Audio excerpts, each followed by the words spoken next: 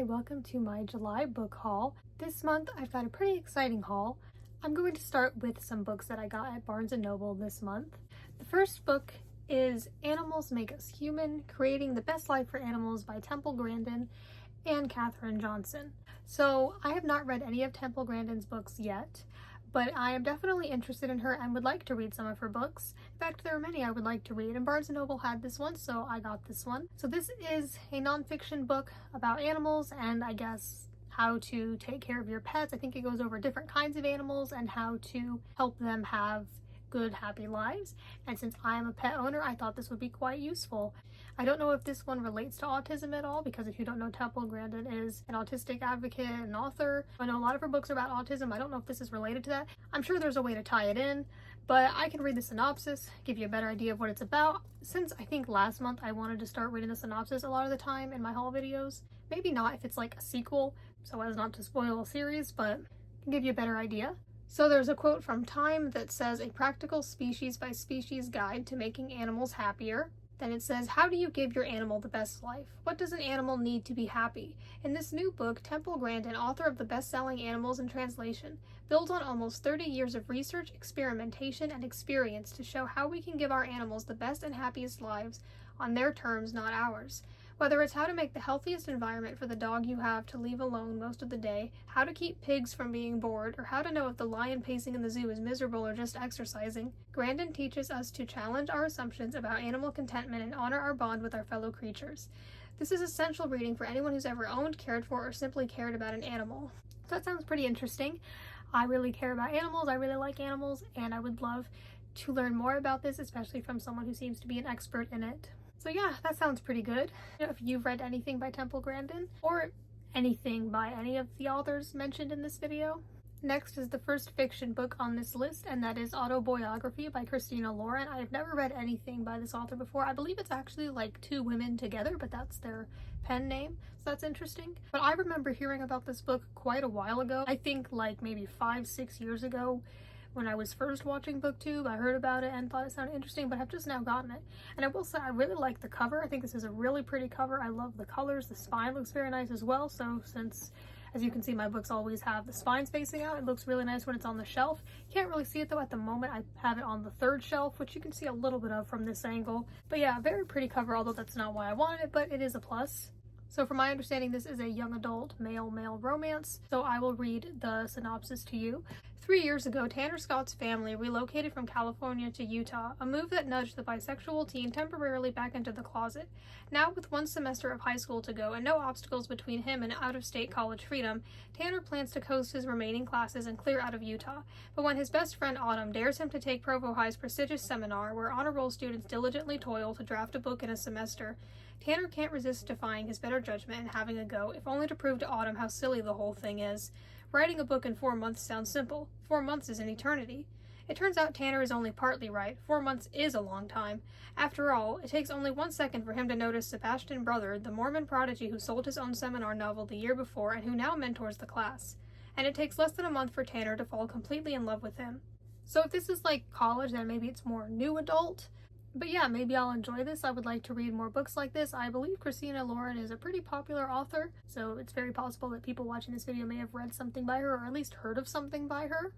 Next, we have the last book I got from Barnes & Noble, and this is another nonfiction book, and that is It Starts With One, The Legend and Legacy of Linkin Park by Jason Lipschitz. So this is a biography about the band Linkin Park, and this was just published last year, so I don't think this will include anything about their new current era with Emily Armstrong. This probably won't include anything about her, which I personally like her, but I'm just saying that to describe it.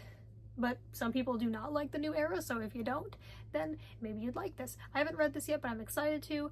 I love reading biographies in general, but especially about artists I like. It's looking like this has some photos in it as well, if you can see that white line with like the different kind of paper. I've heard that this is good, and I'm excited to read it someday. So there are the books I got from Barnes & Noble. Always fun to go there and look around at things. And the next books I got are all from the same batch from another place. So I got a package from the official To the Stars website. I have gotten some of their books previously. Like, I've gotten the 2 Secret Machines novels, I've gotten Trinity, first Poet Anderson novel. This I'm currently reading. I'm close to done with it. At the time of recording this, I should have this finished within the next few days. All these books I got on Amazon. This time I ordered directly from the company/publisher's website, which is probably a better way to support the company anyway, but I got some things from there, mostly books. But I did get this shirt as well. Can't see it super well from this angle, but I can try to lift it up a bit so you can read it. It's an Angels and Airwaves shirt, and it says "Spread Hope Like Fire," which is a lyric. So besides the shirt, I got 5 books. I am a very big Blink-182, Angels and Airwaves, and Tom DeLonge fan, so this package was pretty exciting. So I got 2 books in the Poet Anderson, I guess you could say, universe franchise. So I got the second novel, Poet Anderson in Darkness by Tom DeLonge and Suzanne Young, and I love this cover. I have loved it since before I got the book. I'm glad I have it now. This is probably one of my favorite book covers I've ever seen. I love the colors. I love how it has like things that tie in with each other, being like more than one thing at once. The first cover is like that as well. So the first cover is pretty cool too, but when it comes to the colors and just the overall look of it, I do prefer the second cover. So this is the second novel, and I don't know if there's supposed to be any more after this. I just know there have not been. Maybe once I read this, I'll see. Maybe I'll be like, yeah, that was definitely an ending. Nothing can happen after this. I don't know. I'm probably not going to read this right after finishing the first novel. I've been enjoying the first one, but so far I wouldn't say that I've been absolutely loving it. There are some things about it that I really like. It might be a 4-star for me though. I don't know, which is still pretty good, but we'll see. And I'll definitely make a review giving my thoughts on it. So far I'm enjoying Poet Anderson as a franchise as a whole. But I have not absolutely loved the first novel. I've liked some other novels by this company a bit more. But we'll have to see. But overall, I still think it's pretty good. So I'll get to this one eventually. Oh, and something I want to try to remember is if I get a book that is a hardcover with a dust jacket, I like to show what the naked hardback looks like, because sometimes it has something on it. Sometimes they're just blank, but sometimes they might have words on them or a design on them. And I have looked at these, so I know that this does have something on it. Kind of not look at the synopsis because I have not finished the first book. So here it is, and it says, "From the Shadows." The first book is like this too, but it says "A dream is a dream is a dream." So some pretty cool colors. It's kind of hard to see, but I think that dark blue goes pretty well with the black, so that's nice. And I realize this is a hardcover too, so I wanted to see if this had anything fancy. It doesn't have anything extra on the cover, but I do think that on the spine it looks pretty nice. Pretty similar colors actually. You know, I didn't read the synopsis of this one, but maybe I should. I mean, I did say that it's a biography about Linkin Park, but if you're interested in hearing the synopsis, I'll read it to you. So we're going to backtrack a little bit. So it says, "From the executive director of music at Billboard, an extensive look inside the over 20-year career of mega-selling rock band Linkin Park, featuring new interviews, exclusive quotes, and insights from the band's associates and collaborators. Linkin Park is one of the 21st century's biggest and most important rock bands. All it takes is one quick glance at the numbers: 11 top 40 hits on the Hot 100 and 6 #1 albums on the Billboard 200. More than a dozen massive tours, 27 major award wins, over 100 million records sold worldwide, and more than 30 million monthly Spotify listeners. To realize that when it comes to the metrics of music consumption and fandom, there's no bigger group in recent memory, and yet, despite their enduring legacy within rock, there's never been a full, comprehensive biography of Linkin Park until now. In It Starts With One, The Legend and Legacy of Linkin Park, Jason Lipschitz, Billboard's executive director of music, chronicles the innovation and influence of this legendary band from their early childhoods to the moment their paths crossed to the genesis of their iconic first album, Hybrid Theory, and all that followed. Not only were they able to synthesize trends in pop and hip-hop amid the post-grunge era and new metal boom and then constantly reinvent their sound over multiple albums, Linkin Park's radically vulnerable lyrics also helped usher in a new era of artists and fans more open to discussing mental health and prioritizing inclusivity. Led by their frontmen Chester Bennington and Mike Shinoda, who balanced each other out artistically, Linkin Park never shied away from songs that put their issues front and center for the world to see and feel. Tragically, Chester succumbed to his demons and passed away in 2017, but the music endures, and to truly appreciate the band's singular power to bring people together, we need to take a closer look at how exactly Linkin Park changed popular music. Through in-depth reporting and interviews, as well as new reflections from their collaborators and contemporaries, It Starts With One explores how one band made such a big impact on modern music, effectively cementing Linkin Park's long overdue place in music history. So that sounds interesting. I don't think I had read the synopsis before, but there you go, there's some more information. Gives you an idea of who the author is. A lot of the times when it's a music biography, it's about a music journalist or someone like that. So it sounds like someone who's pretty in the industry and probably knows what they're talking about. It's probably pretty good because of that. But yeah, it looks pretty professional. I should show you the back as well. I believe it's a performance. Yeah, it's pretty cool. I like that. So I'm quite excited to get to this. Linkin Park is one of the bands that I have liked for the longest time, like since I was like 6, around 2010 or so. So I would love to learn more about them. I'm sure there's a lot in here that I don't know yet. Okay, back to the Stars haul. So the other Poet Anderson book I got is the graphic novel. So this is basically like a prequel to the novels, and it is in graphic novel format. And at the time of recording this, I've actually already read the whole thing. Didn't take very long. I think that the art is very nice, kind of reminds me of manga. I used to watch a lot of anime and read a lot of manga a few years ago. It also has an interview with Tom DeLonge at the end, containing a bunch of concept art for the graphic novel, the short film, and I believe they were planning for there to be a feature film of Poet Anderson, but that never happened, or maybe it will in the future, but I know that there were plans to, but perhaps it didn't happen. I know they do a lot of projects, so perhaps it just never worked out. There's also a disc that contains instrumental versions of the songs on the Angels and Airwaves album, The Dreamwalker. That's pretty cool. I think the disc might be exclusive to this book. So yeah, this was pretty cool, definitely to see art from the world. Like on the novels, we really just see like the covers, so it was cool to see it here. I thought the art was really nice. The illustrator of this is DJET, not sure how that's pronounced, but yeah, so credit to him for the nice art in this book. And I also got one of Tom DeLonge's 2 children's books, The Lonely Astronaut on Christmas Eve. This has adorable illustrations by Mike Henry. They're very cute. This is actually the 2023 edition. The original edition had a white cover. I'll put it on the screen. I think I actually kind of like this blue cover a bit better. But yeah, this is a cute story with a nice message. And this is the first book that he ever put out. Next is Strange Times, The Ghost and the Girl by Tom DeLonge and Jeff Herbach. I have not read any of Jeff Herbach's books, so I don't really know what his writing style is like. And I don't know very much of what this book is like. I'll see if there's a synopsis. I know I've read it, or at least some of the synopsis on Goodreads and may have glanced at it. But this one's actually pretty different because this comes in a box. I want to be careful to open it properly.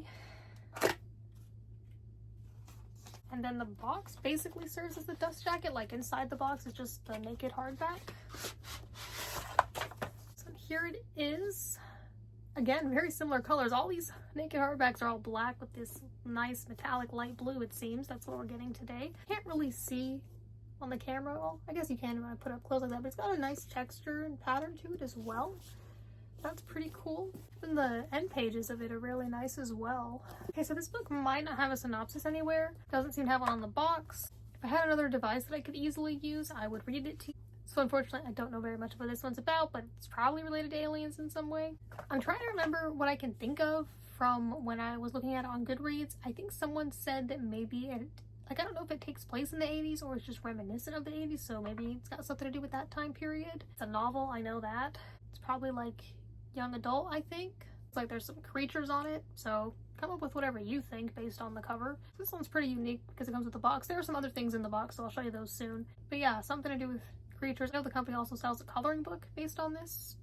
Well, I don't know if it's a series really, it's just this one book. But yeah, so I don't know very much about this one, so I'm excited to get to it. It's also one of the shorter ones, so might not take me very long. So anyway, the box set comes with a poster. Probably put this up somewhere after I will have done the haul video. It's basically just the cover of the book, so that's pretty cool. I'd definitely put that on my wall or somewhere. Then it also comes with a sticker. It looks like that did not fall out of the box. It's got this pretty big Strange Times sticker. And this unique box thing is just how the book was available on the website. At least it keeps the book nicely protected. I don't mind so much. I mean, it's got a traditional spine, and when it's on the shelf, you may not even be able to tell that it's a box, especially if it's kind of far away back there. So yeah, I'm sorry that I can't tell you very much what this one is about, because I really just don't know, but maybe you can just kind of come up with your own idea from the cover, and I will eventually see, and I'll probably do a review of it. Okay, next we have a more traditionally looking book, and this is the last book that I got in my package from To the Stars and my last book of this haul, and that is the first book in the Cathedrals of Glass series, A Planet of Blood and Ice by A.J. Hartley. No, there is a second book to this, and I've heard that it's supposed to be a trilogy, but there hasn't been the third book yet. At least that's what I've heard in the past. So this one is a young adult science fiction. There is a quote. It's probably way too small for you to read from here, so I'll read it for you. From Carrie Ryan, the New York Times bestselling author of The Forest of Hands and Teeth, and it says, "Smart, gripping, atmospheric, and completely unputdownable. Cathedrals of Glass is the exact book I've been dying to read." So I'll read you what it's about. First, I will show you the hardback. Again, the exact same colors. It makes sense because a lot of these are from the same company, but then there's one that wasn't. But it seems pretty popular. But this one is pretty nice looking, that it's got still the title on it, because a lot of times they just don't have the title on it, which is fine, but yeah, very pretty looking. So this is a hardcover that actually has the synopsis on the back instead of on the dust jacket. That's nice. We need more books like that. So it's got like some quotes and then like a bit of the synopsis in between that, so I'll read it to you. It says, "Deviance is unattractive and jeopardizes all we hold dear. 10 teenagers broke behavioral law. Sentenced to be re-educated on the moon of Jerem, they were placed in stasis on the automated ship Federon for their 6-day journey. They never reached their destination." Then it's got another quote that says, "Home looks after its own. Thrown off course by a computer malfunction, the Federon is damaged in an asteroid belt and crash lands on the uninhabited ice planet of Valkyries. Having spent their lives in temperature-controlled environments, consuming nutrient supplements, and interacting with people mostly through the infonet, the teens are unprepared to depend on each other to face the harsh, hostile, and hellish landscape. Home will send a rescue party long before their meager supplies run out." Another quote says, "No contrary positions are viable. Sola was a roamer. She wandered the city after curfew, reveling in the freedom of being disconnected from the tech grid and embracing the joy of physical activity. For those actions, Home declared her deviant. But on Valkyries, her deviance is an asset that may be the teens' only hope for survival. As Sola explores their strange new world, she discovers that she and her shipmates are linked by something more frightening than their subversive behaviors, and uncovers a truth about the planet the authorities at home wanted buried. Valkyries is not uninhabited, and what lives there is predatory." So this is about teenagers getting stuck on a moon, not the Earth's moon, just some moon. Not sure if this is a real moon, but yeah, this one sounds pretty interesting. And I plan on getting to this one pretty soon, actually. This will probably be one of the next books that I read. It was pretty heavy holding up all the books at once when I was taking the thumbnail, so here I am just showing you all the books one by one. Not really in any particular order, they're a bit jumbled at this point. Just to give you a recap of them. You can let me know if any of these books sound interesting to you, and I'd like to hear what you've been reading. So yeah, there are all the books I got in July, and thank you for watching this haul.